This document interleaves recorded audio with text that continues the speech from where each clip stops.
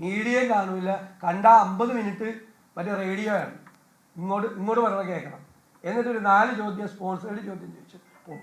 ഞങ്ങളുടെ പത്രസമ്മേളനങ്ങൾ വന്ന് മനഃപൂർവ്വമായി ദേശാഭിമാനി കൈരളി ആലയിൽ വന്ന് നമ്മൾ മറുപടി പറഞ്ഞ ചോദ്യം 5ഉം 10ഉം പ്രാവശ്യം ചോദിച്ചു. ഇത് ചായക്കടയിലെ ചർച്ചയല്ല, ഇത് കാസർഗോഡ് പ്രസ് ക്ലബ്ബിൽ നടക്കുന്ന മീറ്റ് ദ പ്രസ്സാണ്. അത് മനസ്സിലാക്കി ചോദിച്ചാൽ നന്നാണ്. ഞാൻ നിങ്ങളുടെ ഒരു ചോദ്യത്തിന് മറുപടി ഇല്ല പറഞ്ഞു, വേറൊരാളെ കൊണ്ട് ചോദിക്കില്ല. അതാണ് തന്ത്രം.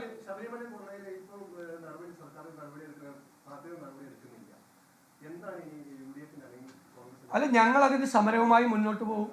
നിങ്ങൾ ഒന്ന് കാലാലോചിക്കുന്നത് ഇവർ പേടിച്ചിട്ടാണ്, അവർക്കെതിരെ നടപടിയെടുക്കാത്തത് ഭയന്നിട്ടാണ്. കൂടുതൽ ആളുകളുടെ പേരുകൾ ഇവർ പറയും.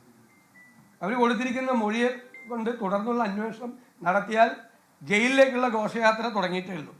CPM നേതാക്കന്മാരുടെ ശബരിമല കേസ് ഇനിയും ഒരുപാട് ആളുകൾ ജയിലിലേക്ക് പോകും. കാരണം ഇതൊരു വലിയ ഗൂഢാലോചന ഒരു പ്രാവശ്യം നടത്തിയിട്ടാണ് കട്ടത്.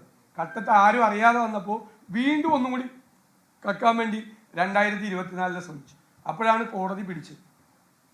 അതാണ് ഗൗരവമായത്. കേരളത്തിൻ്റെ ചരിത്രത്തിൽ ഇതുപോലെ ഒരു ഗവൺമെൻറ്റിൻ്റെ പിന്തുണയോടുകൂടി ഗവൺമെൻറ് കൊട പിടിച്ചു കൊടുത്തുകൊണ്ട് ഇത്രയും ഒരു മോഷണം അമ്പലം അങ്ങനെ തന്നെ വിരിഞ്ഞിരിക്കുക. തീർച്ചയായിട്ടും ഉജ്ജ്വലമായ വിജയം UDF ആണ്. ഇപ്പം ഈ തെരഞ്ഞെടുപ്പ് കാര്യം പറഞ്ഞു. കാസർഗോഡ് ജില്ലയിലെ പല പഞ്ചായത്തുകളിലും ഇപ്പം UDFിൻ്റെ ശക്തി കേന്ദ്രമാണ് പടന്ന പഞ്ചായത്ത്. ഒരുപക്ഷെ DC പ്രസിഡന്റ് തൊട്ടടുത്തടുത്തും പഞ്ചായത്താണ്.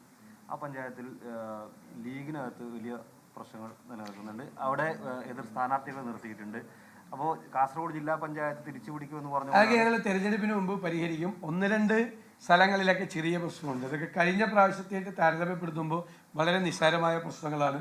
അത് പരിഹരിക്കാനുള്ള ഉഭയകക്ഷി ചർച്ചകൾ നടക്കുന്നുണ്ട്. പഞ്ചായത്ത് കമ്മിറ്റി ഉൾപ്പെടെ അല്ല, ഉഭയകക്ഷി ചർച്ചകൾ നടക്കുന്നുണ്ട്. അത് പരിഹരിക്കാനുള്ള ശ്രമങ്ങൾ നടക്കും.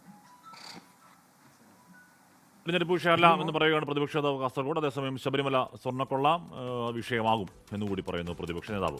ലോകത്തെവിടെയായാലും ഏത് സമയത്തും 24 വാർത്തകളും ഓഗ്മെന്റഡ് റിയാലിറ്റി പാക്കേജുകളും എക്സ്പ്ലെയിനറുകളും വിശദമായി കാണാൻ ഞങ്ങളുടെ YouTube ചാനൽ നിങ്ങൾക്ക് സബ്സ്ക്രൈബ് ചെയ്യാം.